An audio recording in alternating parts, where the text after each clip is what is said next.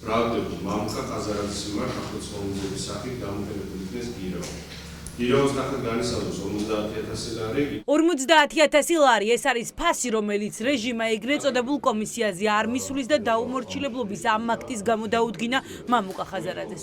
მოსამართლე არსენ კალოტოზიშვილმა დღეს პროკურატურის მოთხოვნა სრულად დააკმაყოფილა და მამუკა ყაზარაძეს გირაოს გადასახდელად 30 დღე განუსაზღვრა. ზათავარ ნებისმიერი გადაწყვეტილებისთვის, მაგრამ გარეთაცვი აქაც ვიმეორებ, არ არსებობს ძალა, არ არსებობს არანაირი სასჯელი, რომელიც მე მიმაღებინებს ისეთ გადაწყვეტილებას, რომ ამას ამ ჩემს რწმენას წინ აღუდგეს. ძლიერი საქართველოს ლიდერმა დღეს მოსამართლეს ხდომათა დარბაზში უთხრა, რომ არ მივიდა და არ მივა იმ პარლამენტში, რომელიც არალეგიტიმურია. ეს არის არალეგიტიმური პარლამენტი, ეს არის არალეგიტიმური კომისია, ეს არის კომისია, რომელიც ჩვენ დავინახეთ და თქვენს დაინახეთ და ყველა, რომელიც ემსახურება ქართული ეროვნული ინტერესის უგულებელყოფას, პროცესი გაგრძელდება, მე დარწმუნებული ვარ, ჩემი ბრძოლაც გაგრძელდება, რა თქმა უნდა, მშვიდობიანი და სამართლებრივი, რატომ? იმიტომ რომ ქვეყანა ამ არალეგიტიმურმა პარლამენტმა ზუსტად ერთ თვეში ჩამოაშორა ჩვენ ევროატლანტიკურ სივრცეს. დააკარგვინა ამერიკასთან სტრატეგიული პარტნიორობა, დააკარგინა ყველა ურთიერთობა ჩვენ ევროპელ პარტნიორებთან. პოლიტიკური ოპონენტების გასანეიტრალებლად ოლიგარქი წულკიანის კომისიას იყენებს. დღეს მაგისტრი მოსამართლის თანდასწრებით ლელოს კიდევ ერთი ლიდერი ბადრი ჯაფარიძე გამოიკითხა.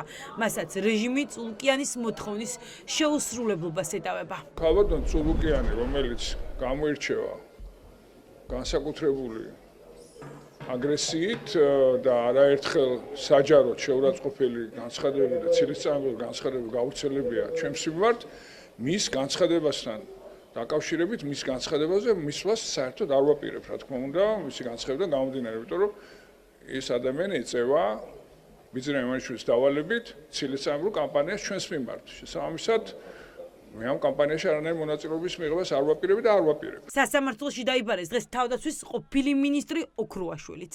მისთვის ეგრეთ წოდებულ კომისიას კითხვები ომის გამოძიების ფარგლებში ჰქონდა, თუმცა სამშობლოს წინააღმდეგ ჩვენება ოქრუაშვილმა არ მისცა. ამიტომ ახლა ხაზარაძის გზის გავლა დიდი ალბათობით მასაც მოუწევს. არანაირი ვალდებულება მე ეგრეთ წოდებული კომისიაში მონაწილეობის არ მქონია, იმიტომ რომ არ ჩამბარებია შესაბამის წესით კომისიის მიერ მიღებული გადაწყვეტილება ჩემს დაბარებას. წულუკიანის წერილი არ ნიშნავს გადაწყვეტილებას.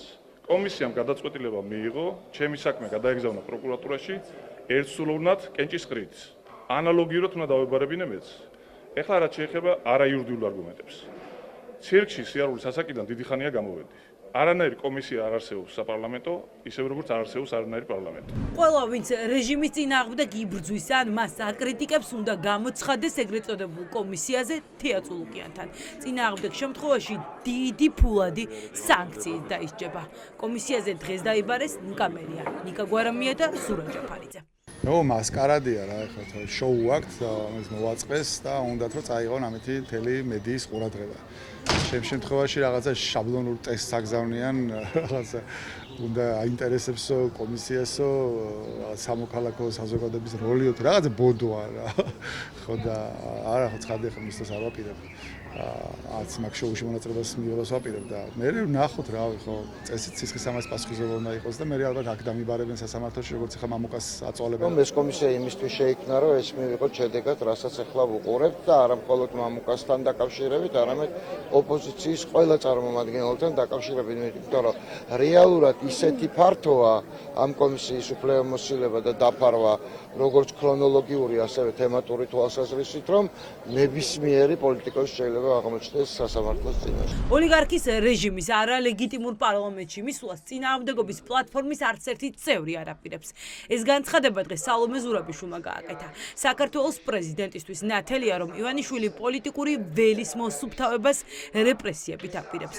ჯერ უცნობია, დაიბარებენ თუ არა კომისიაზე სალომე ზურაბიშვილს, თუმცა მისი პასუხი წულკიანისთვის უკვე ცნობილია. ეს კომისია ემსახურება იმას, რომ დაითესოს შიში, ეხლა უფრო პირდაპირ მიზანში არიან აღებული პოლიტიკური ლიდერები, რომ ხალხთან გავრცელდეს ის აზრი, რომ ყველას მოგწდებით და ყველა ხართ სამიზნეში, მაგრამ ეს არ ნიშნავს იმას, რომ ვინმე უნდა ამას დაემქვედებაროს და შიში გაავრცელოს. ჯერ წულუკიანის კომისიაზე, შემდეგ კი პროკურატურაში დაბარებულები სრულ დაუმორჩილებლობას და ბოიკოტს უცხადებენ არალეგიტიმურ პარლამენტს და მათ შოუს.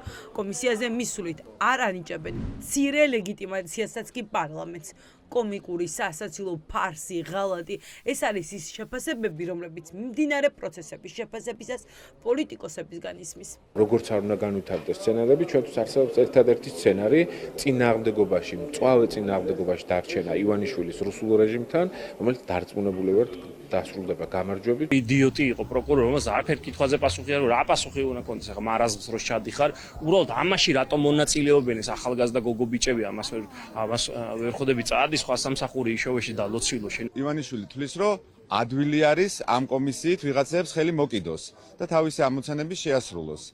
ამიტომ არის ეს პოლიტიკური პროცესი თავიდან ბოლომდე.